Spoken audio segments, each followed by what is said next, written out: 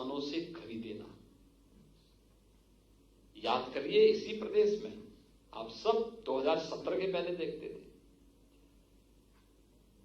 2017 के पहले प्रदेश में प्रोक्योरमेंट किसानों से सीधे नहीं होता था।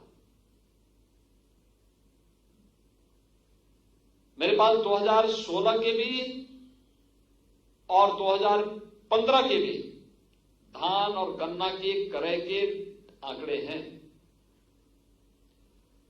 2016-17 में प्रदेश में चुनावी वर्ष था। कुल 6 लाख मीट्रिक टन गेहूं का क्रय हुआ था। इस साल अगर मैं आपको बताऊं, कोरोना के बावजूद जो 6 लाख मीट्रिक टन 2016 में समाजवादी पार्टी की सरकार ने किया था, वह किसानों से नहीं किया था, आड़तियों से किया था। एमएसपी का लाभ किसान को नहीं मिला था। और इस बार हम लोगों ने कितना किया? 56 लाख मीट्रिक टन का क्रय किसानों से किया, भुगतान किसान के खाते में किया। धान समाजवादी पार्टी की सरकार के समय सर्वाधिक क्रय हुआ था, 16 लाख मीट्रिक टन। वह भी किसान के साथ सीधे नहीं, आड़तियों के माध्यम से हुआ। और अगर मैं विगत वर्ष के धान क्रय के डाटा आपको दूं तो 16 की तुलना में हम लोगों ने धान का क्रय किया 66 लाख मीट्रिक टन विगत वर्ष, एक वर्ष में।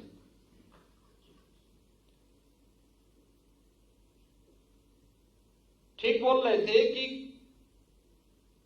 गन्ना किसानों का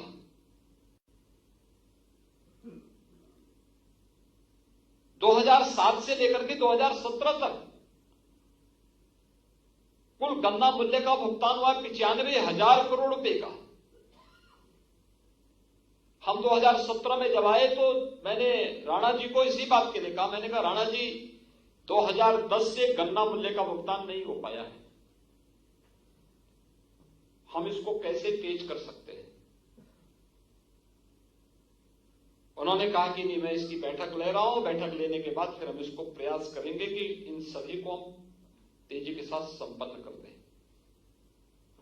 आप सोचिए, 10, 11, 12, 13, 14, 15, 16, 17, 8 वर्ष का गन्ना मूल्य का बकाया था।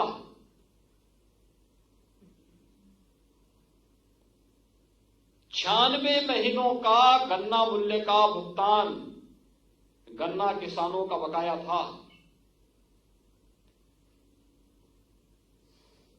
पिछले 4-4.5 वर्ष के कार्यकाल के दौरान हमारी सरकार ने 1,42,000 करोड़ रुपए का गन्ना मूल्य का भुगतान किया है। आज हम इसको 96 महीने से घटा करके 4 महीने लेके आ गए हैं और 4 महीने तक लेने के बावजूद भी हम क्या कर रहे हैं, हम और कम करते थे। इस करंट सीजन का भी 82% से अधिक गन्ना मूल्य का भुगतान हो चुका है। जो बाकी बचा है, हमारा प्रयास है नया सीजन शुरू होने के पहले ये गन्ना मूल्य का भुगतान अनिवार्य रूप से। हम लोगों को समझना चाहिए इसके बारे में। कोरोना महामारी है, चीनी एक्सपोर्ट नहीं हो पा रही। जब तक गन्ना किसानों के खेत में गन्ना रहेगा, चीनी मिलें बंद नहीं होंगी। सरकार का इस संकल्प था, हम लोगों ने इसको लागू भी किया। कोरोना में महाराष्ट्र और कर्नाटक की आधी चीनी मिलें बंद हो गई, हमने उत्तर प्रदेश के अंदर चीनी मिलें बंद नहीं की। चौधरी साहब के कर्मभूमि रमाला की चीनी मिल का हम लोग पुनरुद्धार किए, नई चीनी मिल हम लोगों ने रमाला में लगा दी। मुंडेरवा में चीनी मिल के लिए किसान शहीद होते थे, चीनी मिल पिछली सरकारों ने बंद कर दी, हमारी सरकार ने मुंडेरवा में नई चीनी मिल लगा दी, पिपराइच में नई चीनी मिल लगा दी।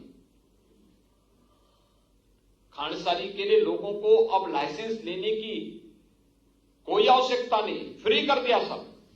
आप आराम से इस प्रक्रिया को आगे बढ़ाइए।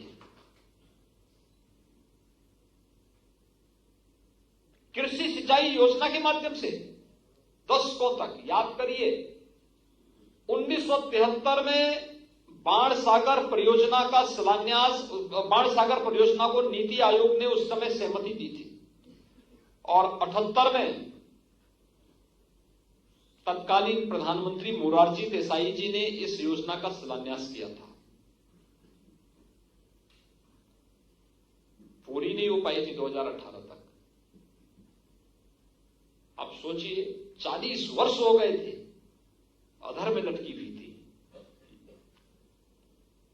हमारी सरकार आई, हमने कहा कि नहीं, एक समय सीमा के अंदर पूरा करो।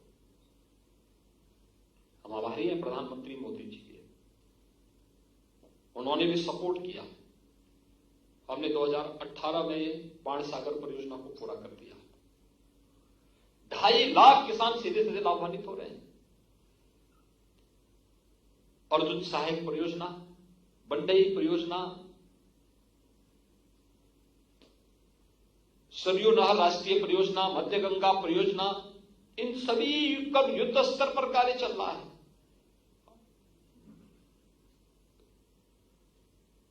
हर एक स्तर पर किसान को लाभान्वित करने का प्रयास। एमएसपी का दाम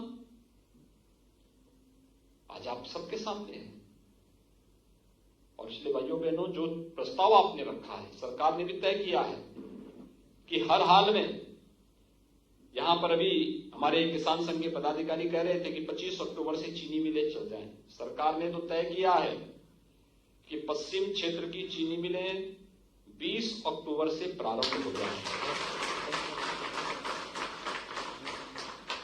मध्य क्षेत्र की चीनी मिलें 25 अक्टूबर से प्रारंभ हो जाएं और पूर्वी क्षेत्र की चीनी मिलें नवंबर पहले सप्ताह से प्रारंभ हो जाएं।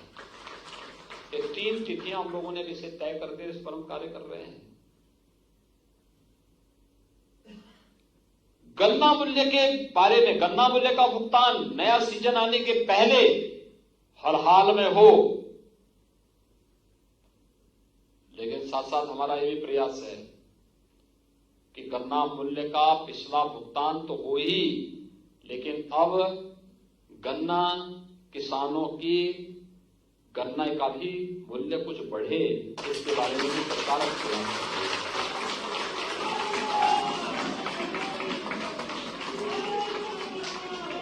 और मैं आप सब किसान भाइयों से कहूंगा, एक बार हम लोगों को सभी इससे जुड़े हुए जितने भी स्टेक होल्डर्स हैं, इनके साथ थोड़ा बातचीत करने दीजिए। लेकिन गन्ना किसानों के हितों के बारे में या किसानों के हितों के बारे में हमारा अन्नदाता किसान न वो भटकेगा, न उसको किसी के बहकावे में आना चाहिए, न उसको किसी भी प्रकार की चिंता करनी चाहिए। जब मोदी जी हैं और प्रदेश में आपकी सरकार है, तो हमारी सरकार इसके बारे में ठोस निर्णय लेकर के आपके सम्मान के अनुरूप कार्य करेगी और उसको आगे बढ़ाएगी। दूसरा, जो कुछ बातें यहां पर आई, जैसे हम लोगों ने तकनीक का उपयोग किया कोरोना कालखंड में, एसएमएस पर्ची के माध्यम से हर एक किसान के पास मैनुअल परंपरा व्यवस्था समाप्त। आप जाइए, आपको हम सीधे आपके पास डाटा आ रहे हैं, आप उसके अनुसार चीनी मिल में जा रहे हैं, चीनी मिल आपके गन्ना को तोल रही है। घड़तोली को हम लोगों ने न्यूनतम स्तर पर ला दिया है। फिर भी अगर इक्का तुक्का जगह कहीं होगा, उस पर भी कार्रवाई होगी। जो चीजें कुछ मेरे सामने यहां रखी गई हैं, एक, विद्युत के कनेक्शन न काटे जाए। विद्युत विभाग को स्पष्ट कहा गया कि किसी भी किसान भाई का विद्युत कनेक्शन कतई न काटे। हो सकता है पिछला मूल्य बकाया हो, इसलिए किसी भी किसान को ब्याज न देना पड़े, उसके लिए ओटीएस स्कीम लेके आना कि पुराने जितना बकाया है उस पर किसी प्रकार का कोई जुर्माना, कोई ब्याज नहीं लगना चाहिए, बल्कि किसान को उस मूल धन में कैसे हम संशोधन करते हुए उसको समाधान की तरफ बढ़ा सके। लेकिन किसी भी किसान का गन्ना मूल्य, किसी भी किसान का विद्युत कनेक्शन कतई न काटा जाए।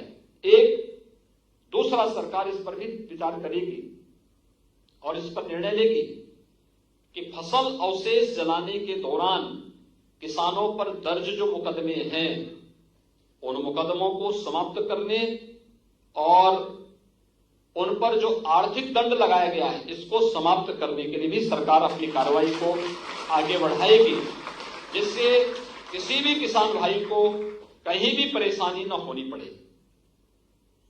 भाइयों बहनों, प्रधानमंत्री किसान सम्मान निधि किसान को विपत्ति के समय सहायता का एक माध्यम है। हमारी पहचान हमारा परिश्रम है। जब किसान अपना पसीना बहाता है तब उसके खेत से फसलें लहलहाती हुई दिखाई देती है, जो देश के प्रत्येक